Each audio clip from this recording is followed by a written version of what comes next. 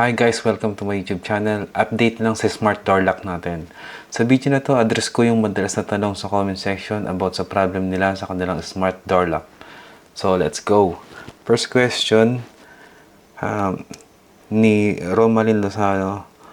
Hello sir, meron po kayong video kung paano maglipat ng knob from horizontal tapos i-turn pa left. Thank you. Kikita mo sa video na to, dyan sa may butas na yan, meron dyang screw.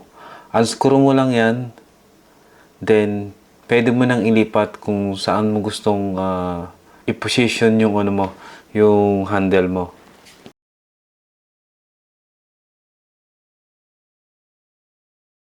Ito naman sa smart door lock na hindi siya nag-auto lock. Kapag nasa labas ka, nabubuksan mo pa rin siya kahit nakalagay dun sa lock na siya, pero nabubuksan mo pa rin. Ito yung solusyon. Kahit hindi mo nabuksan yung yung plate na yan, ipaling mo lang yung may arrow na yan doon sa handle mo. Dapat nakatutok siya sa handle mo. Ayan. Ang position niya nakatutok sa handle para mag-automatic lock siya.